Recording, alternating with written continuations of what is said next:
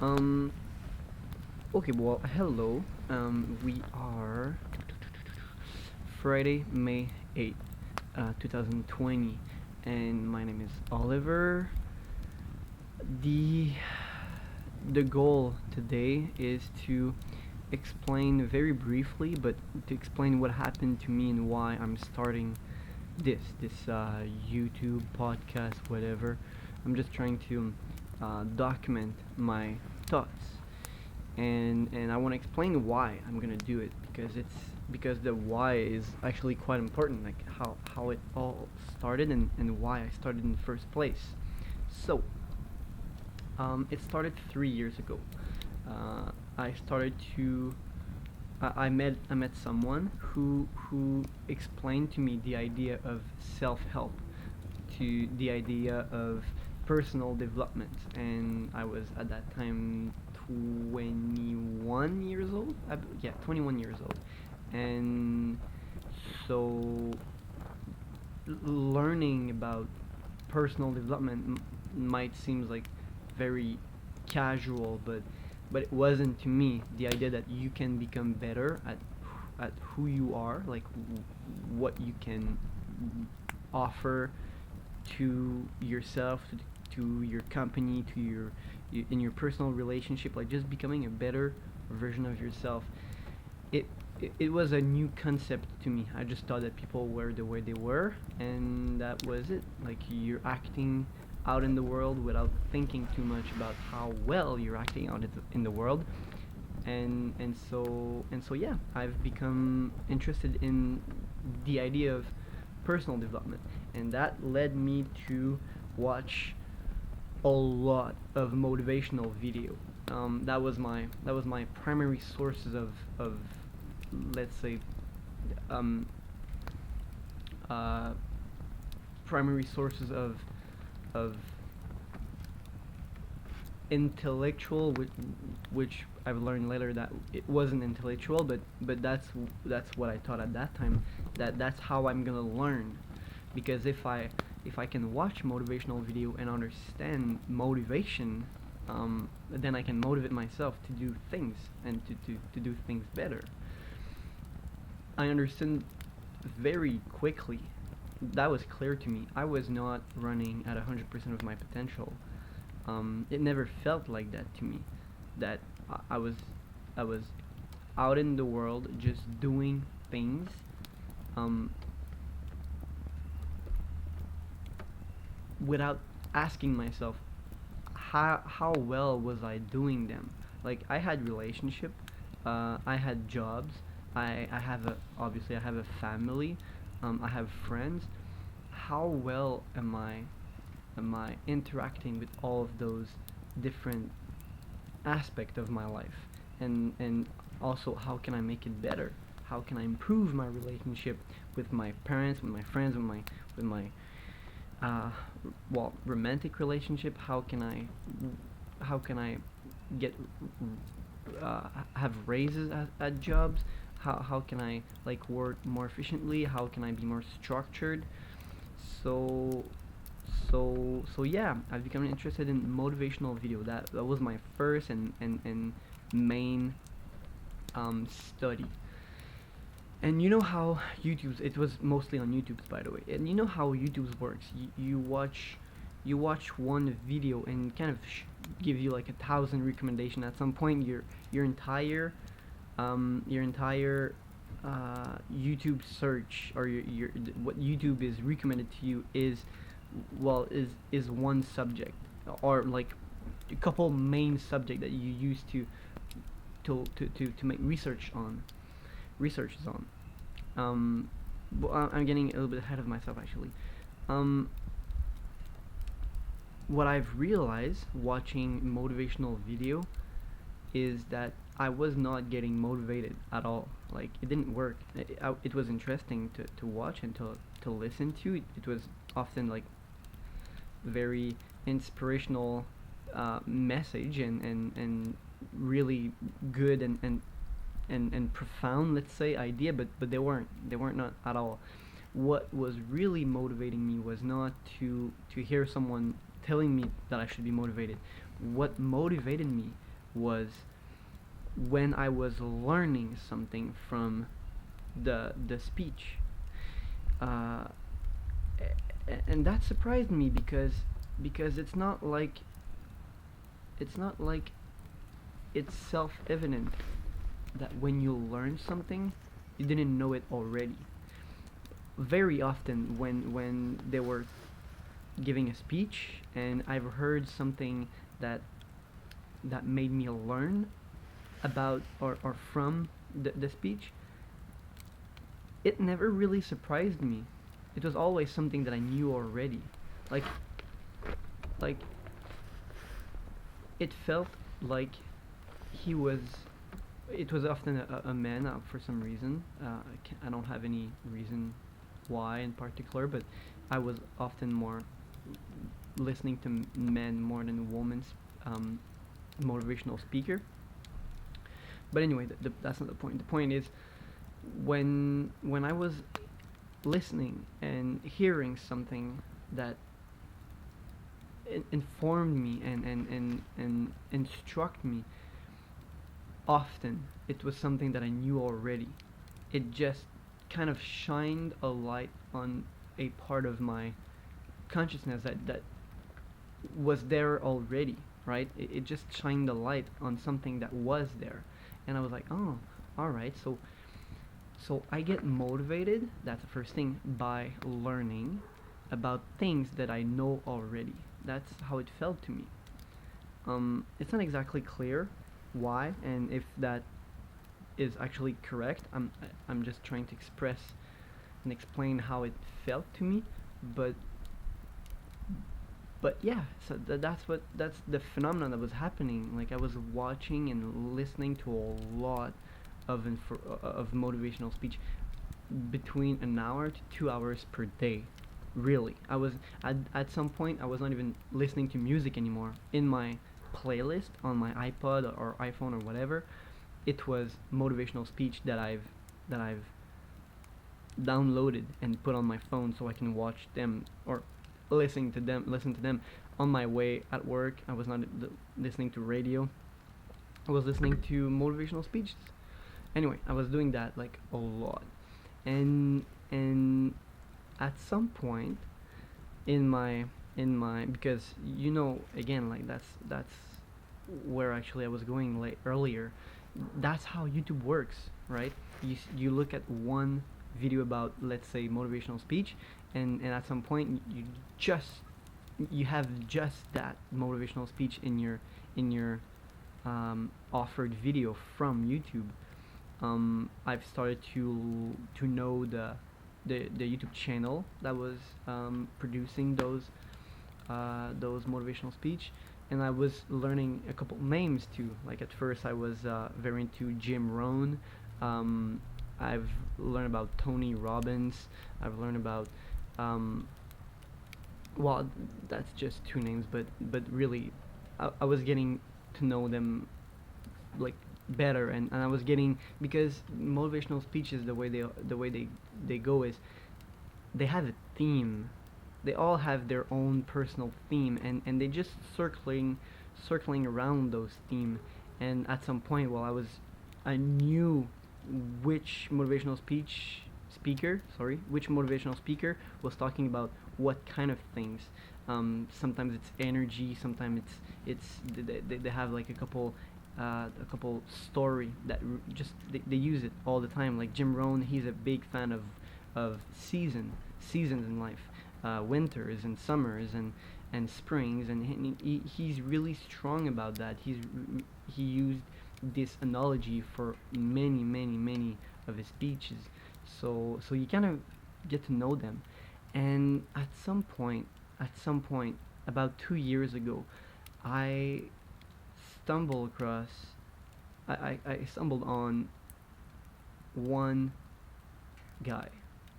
Um, the video, I know it's this one. It's how to stop rotting away at home, and that video was made from one of his lecture. The man, Jordan Peterson. If you don't know him, he's a psychologist professor, so he's a teacher. He's also a clinician, uh, prac- practitioner, a clinician. So he has a consultation. He can, you can consult him for like psychology, uh, uh, how do you call that, therapy session. Like it's he's a clinician. Anyway, he's also a writer. He wrote two books so far. 12 Rules for Life is his last one, and his first is Maps of Meaning. And so I watched this video about it. I thought at that time it was one more motivational speaker, one more motivational speech, and the idea offered by the video is, well, you're just you're just not good, and you're not going to be good at anything you're going to be doing. But that's not the point. The point is not to be good at whatever you're doing. The point is to do it anyway. You will fail, you will make mistakes, you will be wrong, but just do it. Just do it badly, and then once you're gonna have once you're gonna have the experience of doing it once, even badly, then you can do it better, or maybe not do it again better, but do something different better. Because if you keep making mistakes, well, you will learn about what not to do, and if you learn about what not to do, you will also learn about what to do. It's like you learn by the opposite. You learn what not to do, but that's tantamount to teach you what you should be doing, or at least how. Well, you get it, you get the point. So I got very, very, very interested in Jordan Peterson's. That first video was kind of a revelation, and I really, really enjoyed his message because it's very positive. It is like knowing that you're gonna do things badly at first, but you will get better. It's positive news, because every time I do something, I really am bad at it, and sometimes I have ideas, and I think, oh, those are great ideas, and then Jordan Peterson goes and he says, no, most ideas are very bad. Like, most ideas are failure, just waiting to take you apart. And it's true. It's true. Like, you're not going to get it right in the first place. Like, you will fail, and you should know that. It should be common knowledge that we just suck at everything we do until we don't. But the idea that you should be good, or that you will be good, or that it's just a lot of pressure, because you start something and you're not stupid. You're stupid, but you're not stupid enough to know that you don't suck. You know you suck. You have to embrace that.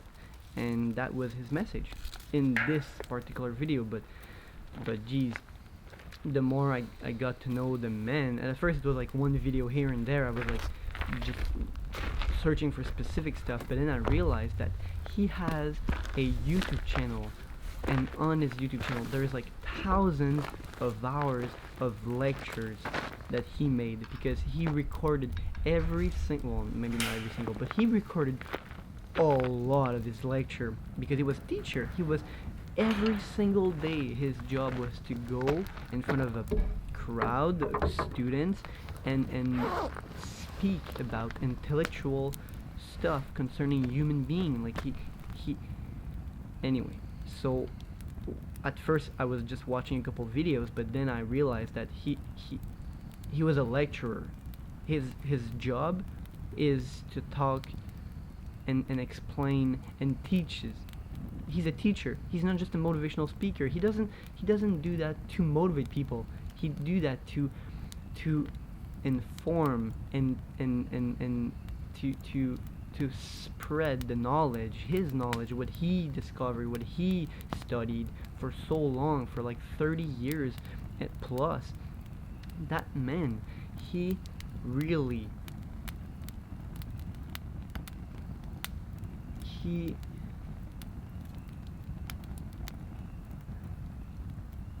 went to the bottom of things. He was not casual about what he was studying. He was really interested in finding out the truth.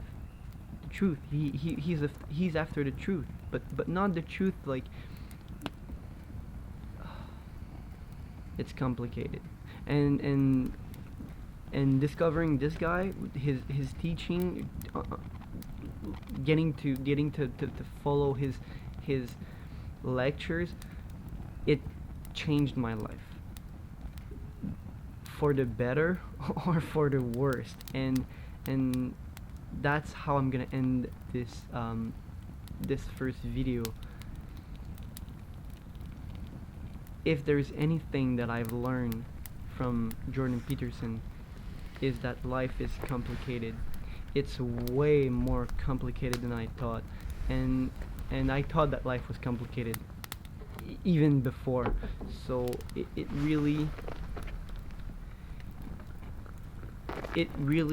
was, and still is, very heavy on my shoulders and on my conscious, whatever that is, to understand how little I understand about life, about the world we live in, about the people that surrounding me, my family, my friends, you, whoever you are. I don't understand you. I don't understand myself. So how could I even understand you? So that's not very positive, but at the same time it's really positive, because when you don't know something, it means there's potential. Chaos is potential.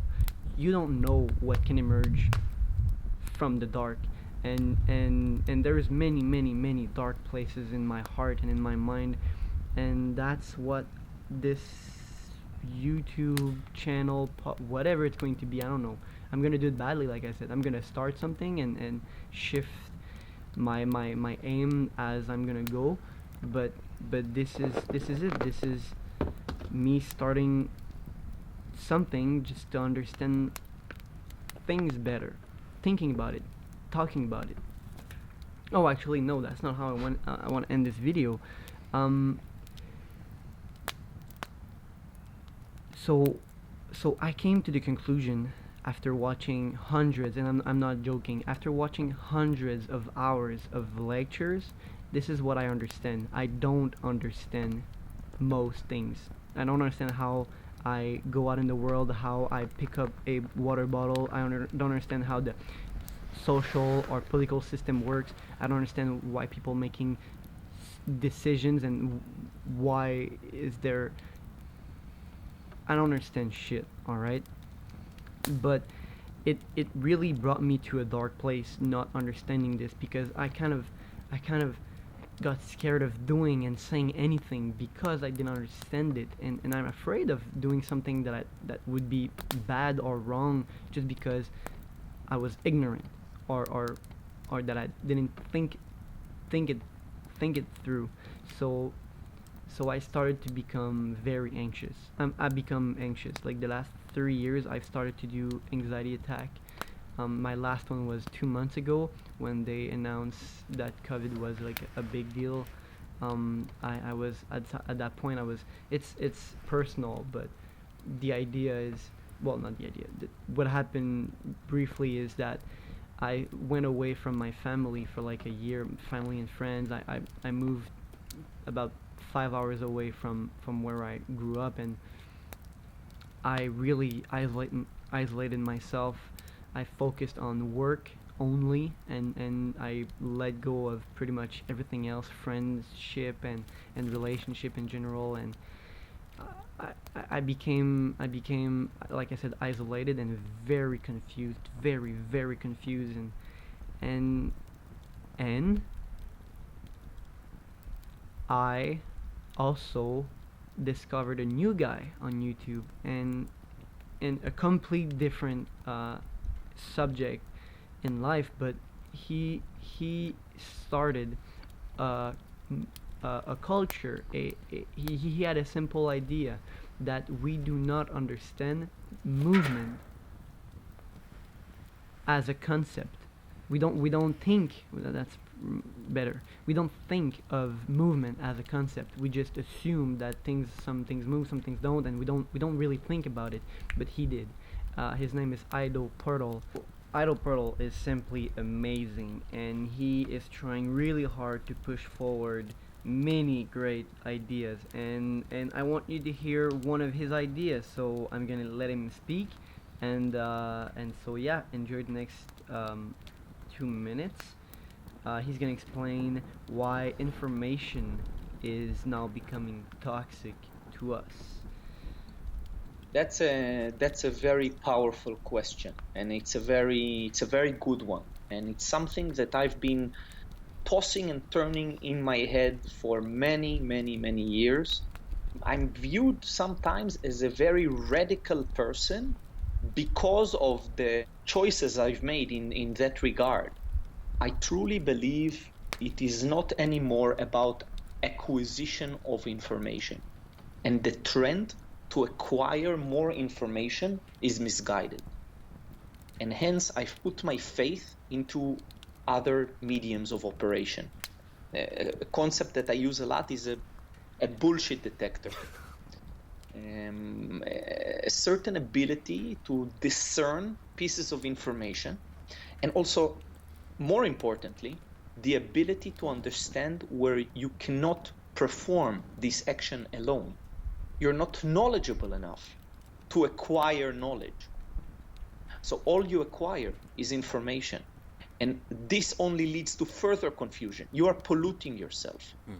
Information becomes toxic, just like any other substance, just like I can kill you with water or with oxygen or with squats or with human movement. I can kill you with any substance, with any prescription, with any medium.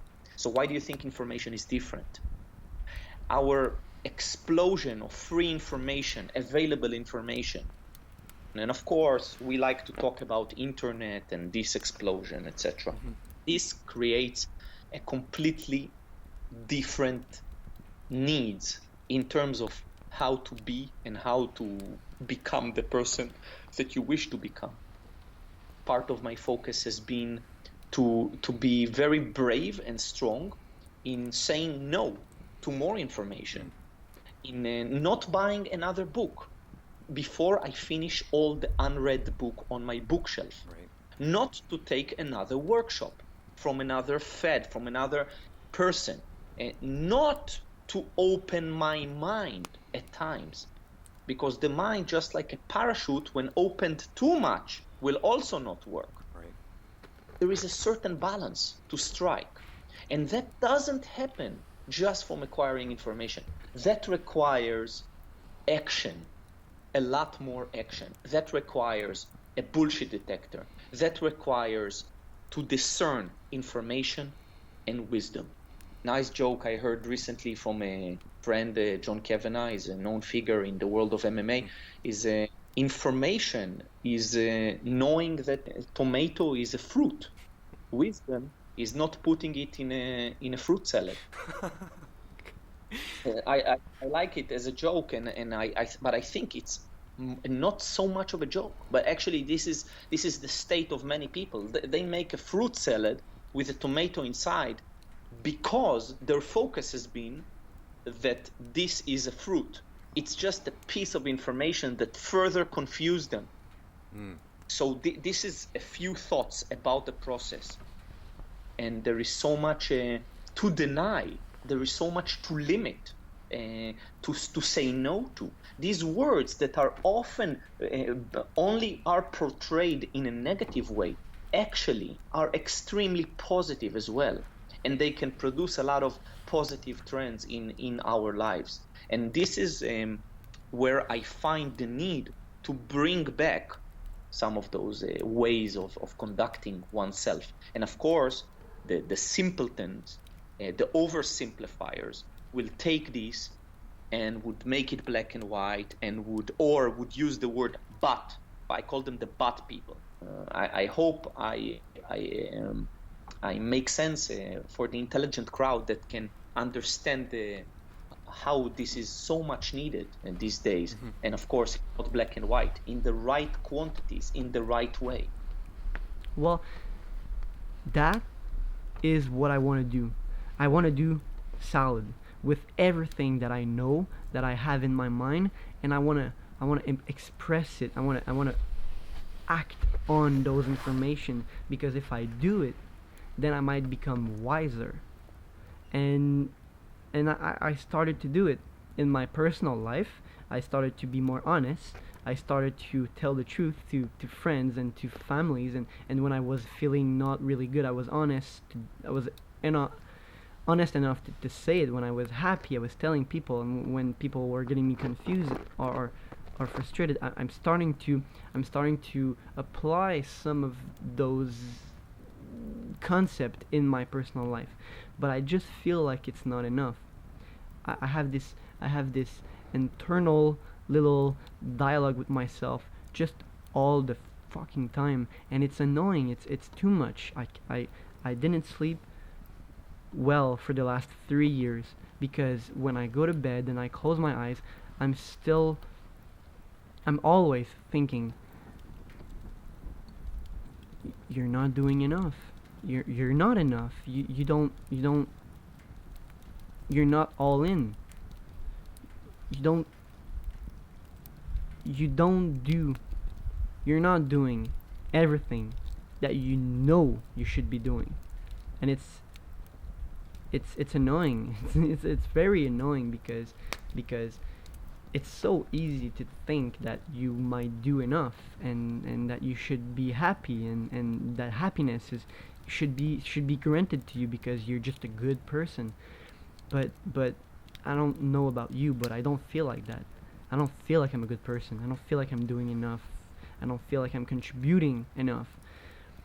And so this is my plan with this YouTube, whatever it's going to be, with recording myself and putting it out in the world.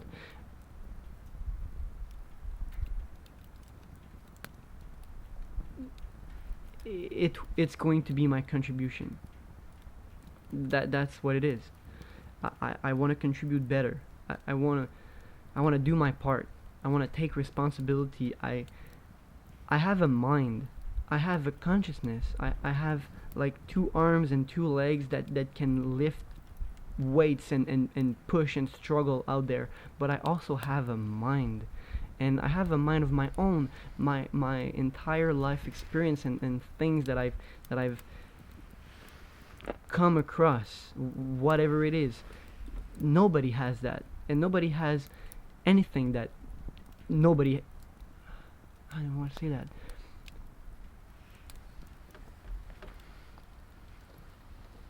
I I'm special, just like everybody is, and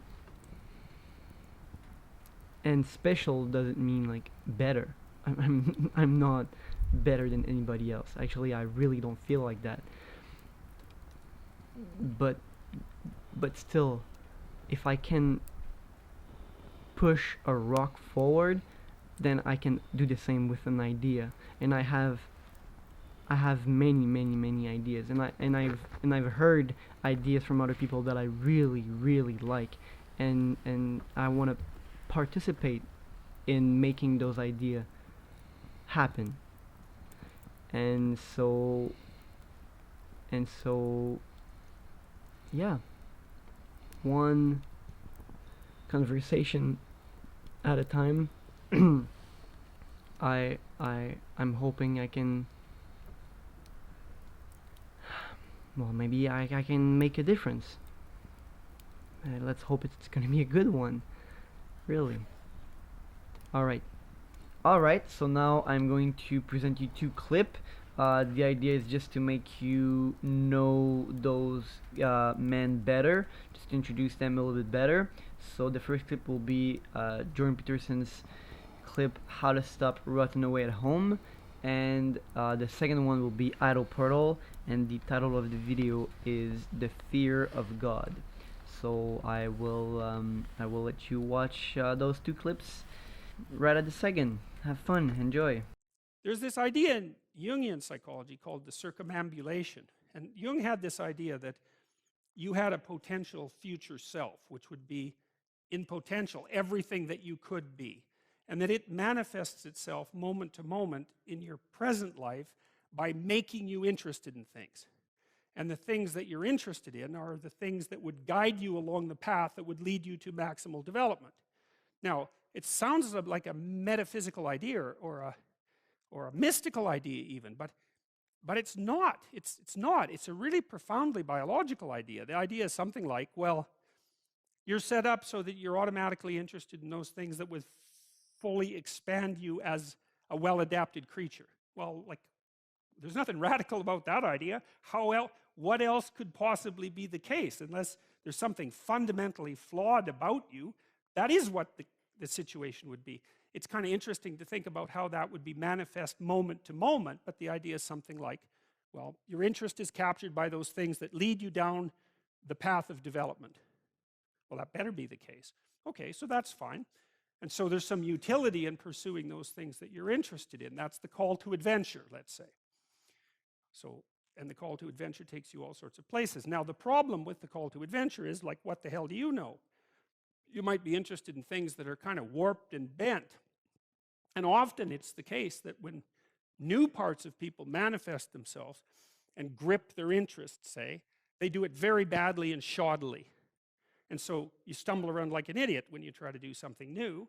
That's why the fool is the precursor to the savior from the symbolic perspectives, because you have to be a fool before you can be a master. And if you're not willing to be a fool, then you can't be a master. So you're gonna, it's an error-ridden process. And that's also laid out in the Old Testament stories, because the first thing that happens to all these patriarchal figures when God kicks them out of their father's house when they're like 84 is that they run into all sorts of trouble, and some of it's social and some of it's natural and some of it's a consequence of their own moral inadequacy.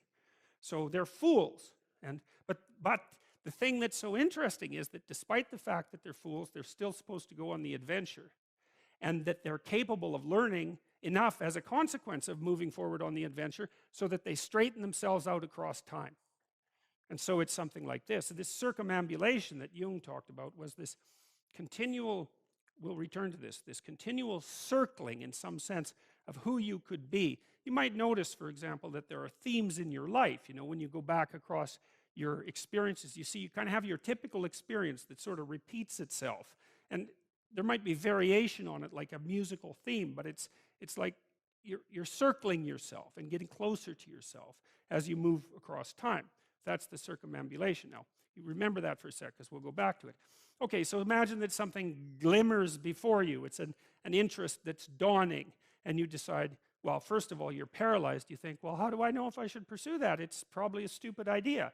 And the proper response to that is, you're right, it probably is a stupid idea, because almost all ideas are stupid. And so the probability that as you move forward on your adventure that you're going to get it right the first time is zero. It's just not going to happen. And so then you might think, well, maybe I'll just wait around until I get the right idea, and which people do, right? So they're like 40-year-old, 13-year-olds, which is not a good idea. And so they wait around until it's waiting for Godot, until they finally got it right. But the problem is you're too stupid to know when you've got it right. So waiting around isn't going to help, because even if the perfect opportunity manifested itself to you in your incomplete form, the probability that you would recognize it as the perfect opportunity is zero. You might even think it's the worst possible idea that you've ever heard of anywhere. Highly likely. Highly likely. So you have, there's, Nietzsche called that a will to stupidity, which I really liked. So, because he thought of stupidity as being it, you know, it's you have to take it into account fundamentally and work with it. And so you can take these tentative steps on your pathway to destiny, and you can assume that you're going to do it badly. And that's really useful, because you don't have to beat yourself up. It's pretty easy to do it badly. But the thing is, it's way better to do it badly than not to do it at all. And that's the continual message that echoes through these historical stories in Genesis. It's like, these are flawed people. They should have got the hell out of their house way before they did. And they go out and they stumble around in tyranny and famine and self-betrayal and violence, but it's a hell of a lot better than just rotting away at home. And that's great, so that's good. And so why is that? Well, okay, so you start your path and you think that you're heading, towards your star. And so you go in that direction. And then, because you're here, the world looks a particular way, but then when you move here, the world looks different, and you're different as a consequence of having made that voyage. And so what that means is that now that thing that glimmers in front of you is going to have shifted its location, because you weren't very good at specifying it to begin with, and now that you're a little sharper and more focused than you were, it's going to reveal itself with more accuracy to you. And so then you have to take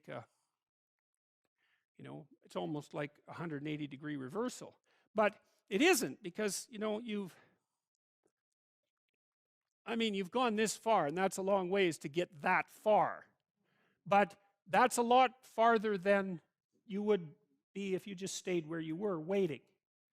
And so it doesn't matter that you overshoot continually, because as you overshoot, even if you don't learn what you should have done, you're going to continually learn what you shouldn't keep doing.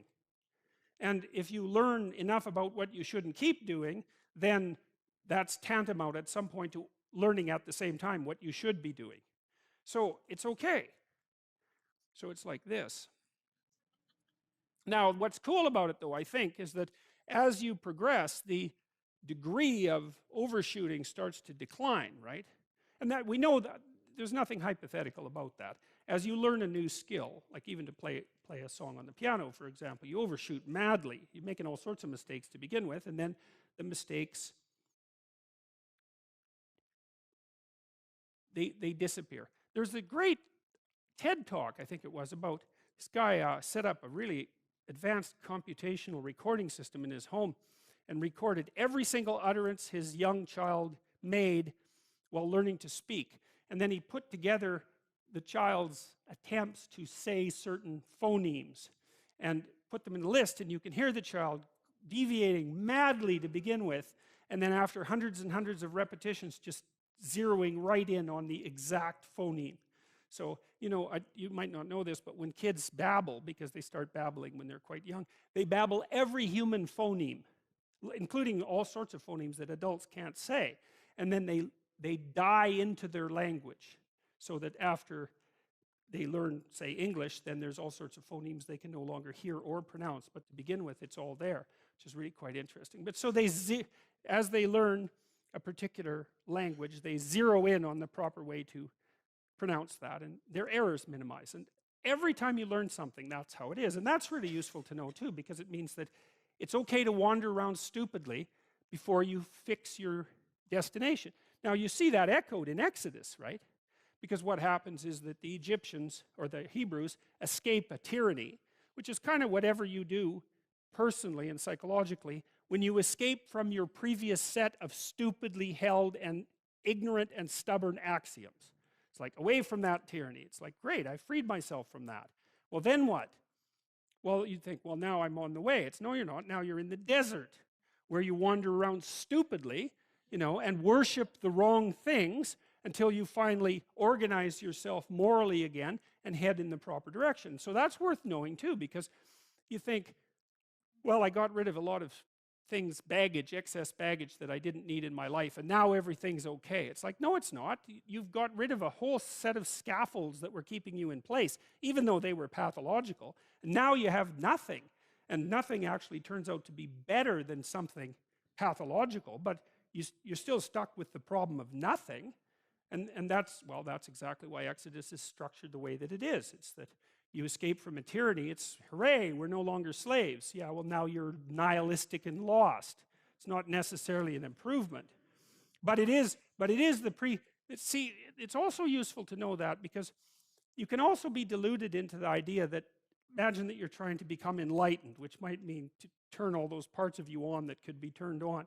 You think, well, that's just a linear pathway uphill. It's just from one success to another. No, it's not. It's like, here you are, and you're not doing too badly, and the first step is a complete bloody catastrophe. It's worse. And then maybe you can pull yourself together, and you hit a new plateau, And then that crumbles and shakes, and bang, it's worse again. And so, because part of the reason that people don't become enlightened is because it's punctuated by intermittent deserts, essentially, by intermittent catastrophes. And if you don't know that, well, then you're basically screwed, because you go ahead on your movement forward and you collapse and you think, well, that didn't work, I collapsed. It's like, no, that's par for the course. It's not indication that you failed, it's just indication that it's really hard. And that when you learn something, you also unlearn something. And the thing you unlearned is probably useful, and unlearning it actually is painful. You know, let's say if you have to get out of a bad relationship. It's like there isn't any relationship that's 100% bad. And so when you jump out of it, well, maybe you're in better shape, but you're still lonesome and disoriented, and you don't know what your past was, and you don't know what your present is, and you don't know what your future is. That's why people stay with the devil they know instead of, you know, looking for the devil they don't know. So anyways, the fact that you're full of faults doesn't mean you have to stop. And thank God for that. That's a really useful thing. And the fact that you're full of faults doesn't mean that you can't learn. And so you can posit an ideal, and you're going to be wrong about it, but it doesn't matter, because what you're right about is positing the ideal, moving towards it. If the actual ideal isn't conceptualized perfectly, well, first, surprise, surprise, because like, what are you going to do that's perfect? So it doesn't matter that it's imperfect. It just matters that you do it and that you move forward. So that's really positive news as far as I'm concerned, because you can actually do that, right? You can do it badly. Anyone can do that. So that's useful. Okay, so like if you were an efficient person, you would have just done that. But you're not. But who cares? You know, you still end up in the same place. And maybe the trip is even more interesting. Who knows? Probably too interesting.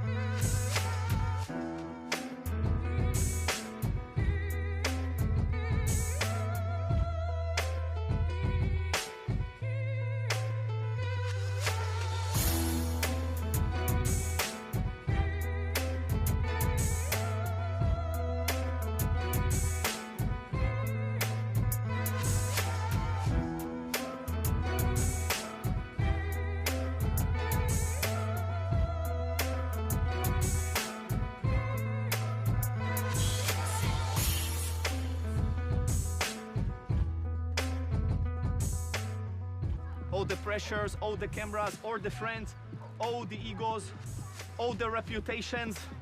Oh, what's next? Oh, I'm pressurized. Oh, I've never done this in front of blah, blah, blah. Oh, the sun, oh, the floor, the cracks in the floor, oh, the repetition. Oh, I forgot what I want to do. Excellent, thank you. She just does it. She can do it. You ask yourself, can you do it? Or what are you teaching? What are you doing? You can do a perfect handstand. When it's time to walk with a handstand, you can do it. It's easier. But it shows you how addicted you are to the form of practice.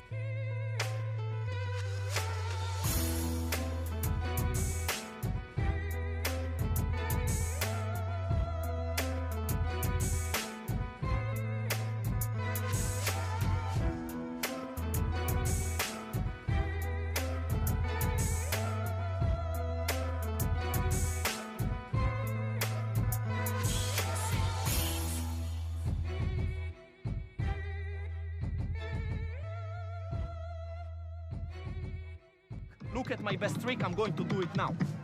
This is my best trick, are you ready? With the camera? You ready? It's my best trick. And now when do you do that? When? Now? There is a crowd? Wait, they're not looking. It never comes, there is not this moment. It's a delusion. You never have your best performance in the right moment, so guess what? Start to perform every moment of your life. This is it. That's the performance. Now we're moving. But what happens? This doesn't seem like the real thing. When is it? Is it tomorrow? When? What are you waiting for? Because you give 70%, hence I think for myself. So, it's not his true capacity.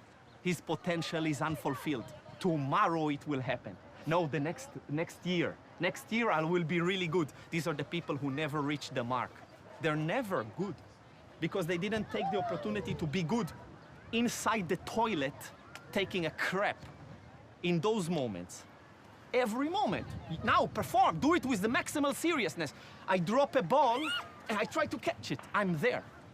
I'm not disrespecting the situation because that's it. That's the performance. You don't have to wait until you're 70, 80, 90 to realize, oh shit, yeah, I missed the mark. It was all performative moments and it was a life not well lived. I didn't go with it. I didn't use what I could. Anyways, now it doesn't matter. You know this moment? Nah, now it doesn't matter. I don't want to say this. I don't want to fall into this trap. So I give you a stage. Whether the camera is here, Brian is here. Cherdat Kodesh. How do you say? Cherdat Kodesh. The fear of God in you. Yeah, we say in Hebrew, do it with the fear of God. So like the stick falls, not because the camera is there, because every damn with the same fucking thing. I don't want to drop the fucking stick. You want to touch my shoulder, I want to touch your shoulder. I don't want you to touch my shoulder. So if I fight it, I stop it, I go with it. I go with the emotional content, I go with the breath, I go with the vocalization. You hear it, ah, ba, ba, ba, ba, ba, ba, ba, ba, ba, ba, ba. There is no camera, but I'm there with full intent. And then someone else is playing. No. You mistaken the playful approach for a shitty approach. It's a shitty playful approach. You can have a serious playful approach, you can have a shitty playful approach. But being playful doesn't mean you don't do it full on serious till you bleed.